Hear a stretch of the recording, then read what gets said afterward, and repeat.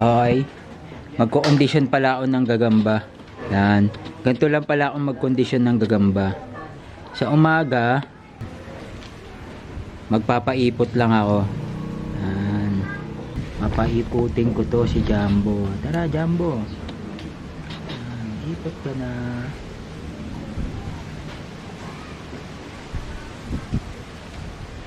Tandaan niya na, no? Bagal niya maglakad. No?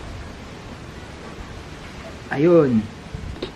Umipot na siya. Yan. Wait, i-sprayan ko pa pala to. Nakalimutan ko i-spray. Yan. Sunod kong gagawin, i-sprayan ko sila. Pakita mo itong spray. Siguro, isa lang. Isang spray lang. Pam! Ay, ito mama. Pam! O, pwede dalawa. Yan. Okay na. Lagay ko na siya dyan kasi papaarawan ko sila mga 5 minutes ganyan. Ayoko kasi magpaaraw ng ganito kasi napapansin ko nagwawala sila na kahit mga 2 minutes pa lang nagwawala na sila no? Maano sila, dehydrate, mapapagod, kaya ganito na lang ako magpaaraw. Hindi ko naman siya pwede buksan kasi magkakawala ganito. Pero mas maganda ginagawa pag may mga time talaga yung nagagagamba, nilalagay nila sa dahon, binabantayan nila. Pero sa akin ganun yun. 5 minutes ko siyang binababad dyan. Yan. Ayan na sila. Yan. Ang ganda yung ganyan tingin ko para kapag ayaw na nila magpainit, may silungan sila, di ba? Okay lang, painitan talaga sila, no? Pero nasa sa kanila naman yan kung gusto nila magpainit at least mainit naman yung paligid nila. Yung pangpainit pala para magpapaaraw ng gagamba para ano yan pampakunat ng ano nila ng balat para pag sinakmal sila hindi sila hindi agad-agad babaon yung kung bumaon man hindi talaga baon na baon, kaya nagpapainit. Yan, pampakunat ng balat. Yan lang yung tingin kong kaya pinapaarawan o parang feeling nila nasa nature pa rin sila, siguro ganun. Isa rin sa mga dahilan para makondisyon sila. Dapat feeling nila nasa nature sila. Mamaya bibili ka. Eto na. Pagkatapos ko pala magpaaraw, ang sunod kong gagawin, 10 minutes ko sila pinaarawan kasi dito naman. Dito sila pala. Susunod kong gagawin, papainumin ko sila. Yung ko condition nakain niya. Mga 2 patak lang, ganyan. Pag malaki 2 patak.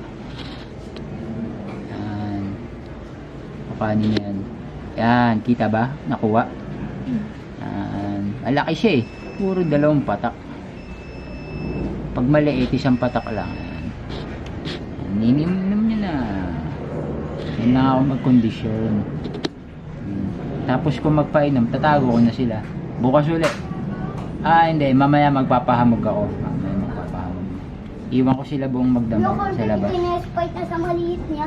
Sa malaga. Ayan. Ito na sila. Ayan, pinapahamugan ko na sila. Diyan lang sila. Bukas ko na sila kukuhanin pagkagising. Diyan ko nilalagay para hindi maabot ng araw.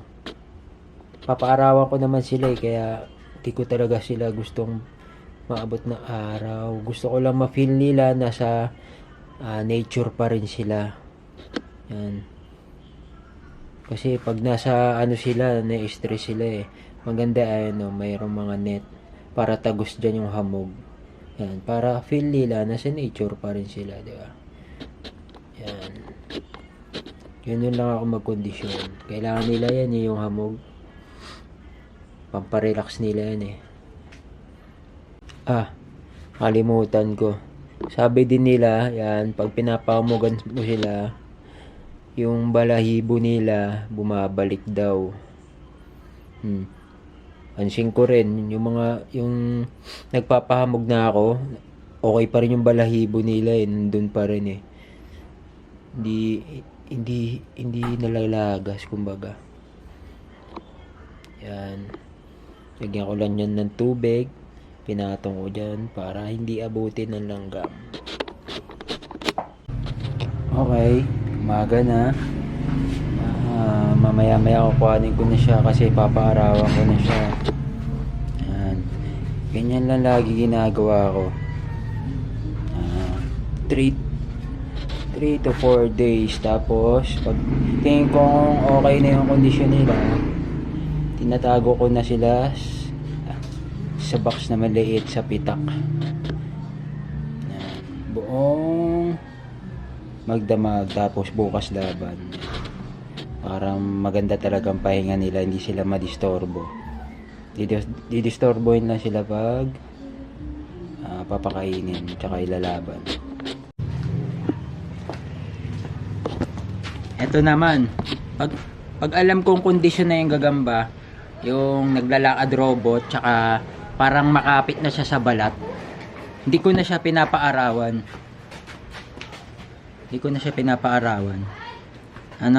Tinatago ko na siya buong magdamag. Pag alam ko kondisyon na yung mga gagamba, yan, nilalagay ko na siya dyan. Hindi ko na sila papakailaman. Papainumin ko lang sila ng tubig. Tapos tatago ko na sila. Hintayin na lang ako ng kalaban. Yan. Pag alam kong kondisyon, pagpaka-kondisyon ko siguro mga 3 araw to 4.